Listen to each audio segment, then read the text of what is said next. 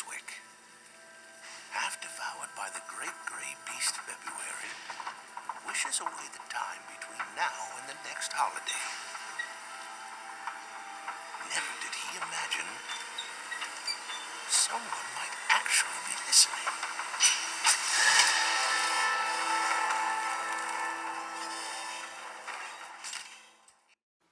The Thief of Always by Clive Barker.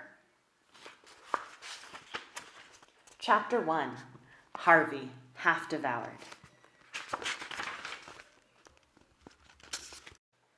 The great gray beast, February, had eaten Harvey Swick alive.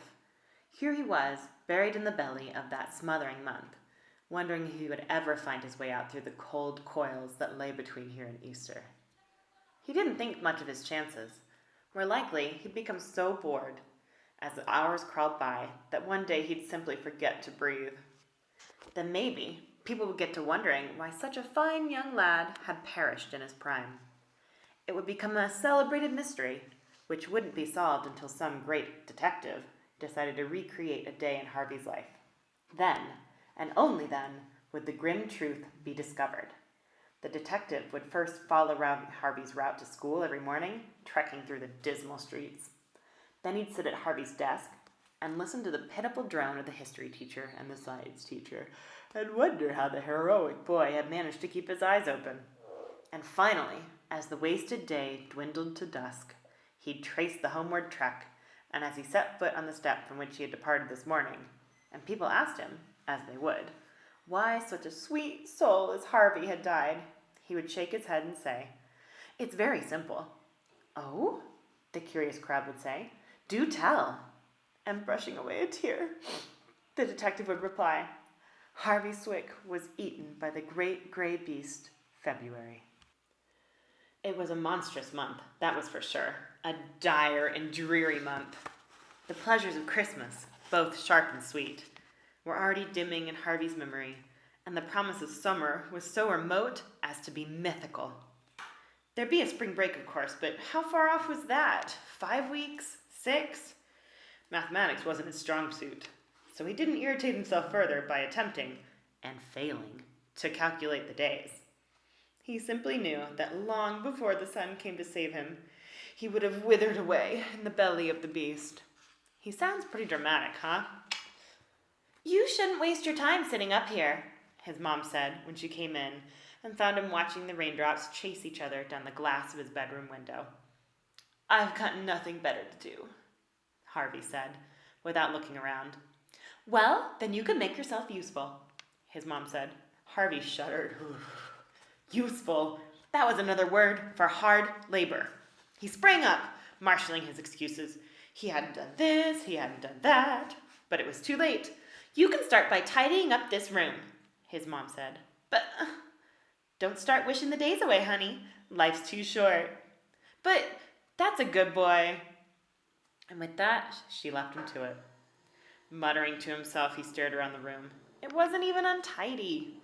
There were 1 or 2 games scattered around, a couple of drawers open, a few clothes hanging out. It looked just fine. "I am 10, he said to himself. Having no brothers or sisters, he talked to himself a good deal. "I mean, it's not like I'm a kid. I don't have to tidy up just because she says so. It's boring." He wasn't muttering now. He was talking straight up out loud. I want to.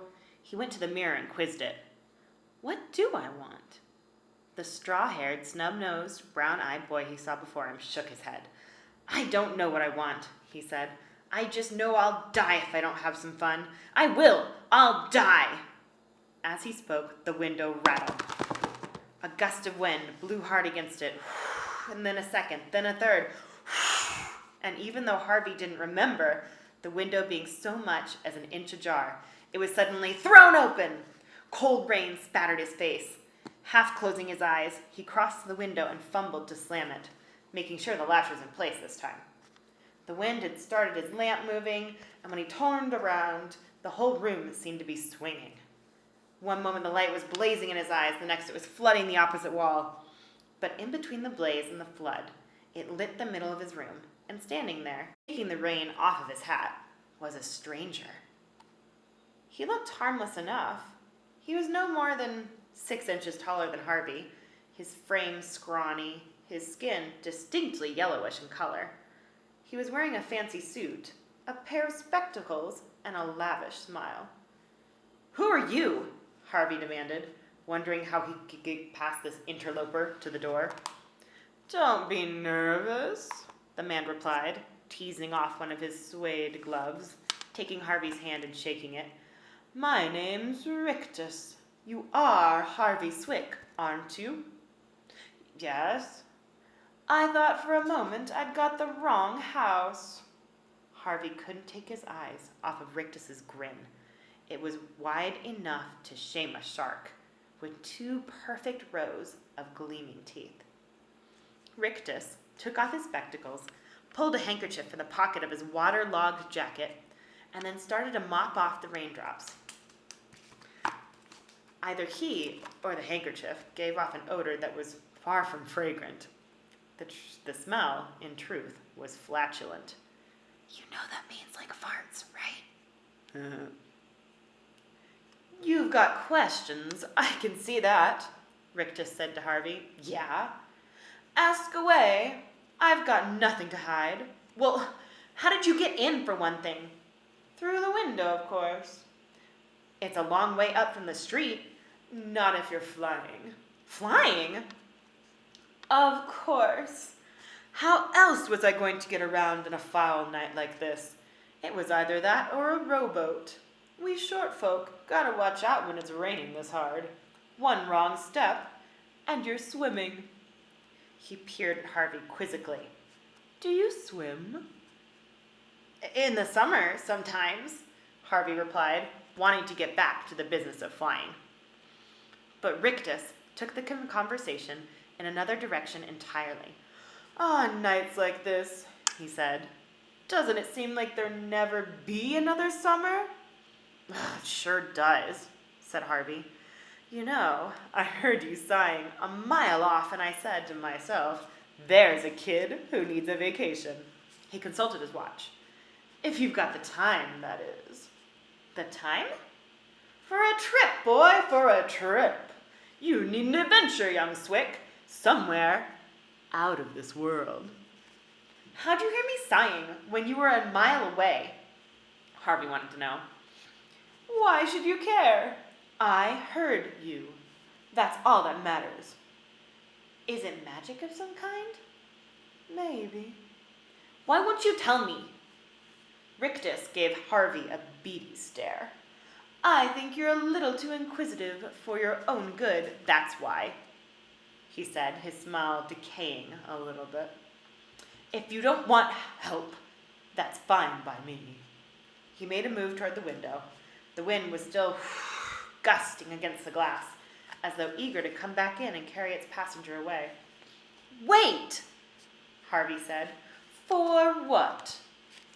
I'm sorry, I won't ask any more questions." Rictus halted, his hand on the latch. "No more questions, eh?" "I promise," said Harvey. "I told you I'm sorry." So you did. Rictus peered out of the rain. "I know a place where the days are always sunny," he said, "and the nights are full of wonders." "Could you take me there?" "We said no questions, boy. We agreed." Yeah, I'm sorry." Being a forgiving sort, "I'll forget you spoke, and I'll tell you this. If you want me to inquire on your behalf, I'll see if they've got room for another guest." "I'd like that." "I'm not guaranteeing anything," Rictus said, opening the latch. "I understand." The wind gusted suddenly and blew the window wide. The light began to swing wildly again. "Watch for me!" Rictus yelled above the din of rain and wind. Harvey started to ask if he'd be coming back soon, but stopped himself in the nick of time. "No questions, boy!" Rictus said, and as he spoke, the wind seemed to fill up his coat. It rose around him like a black balloon, and he was suddenly swept out over the windowsill.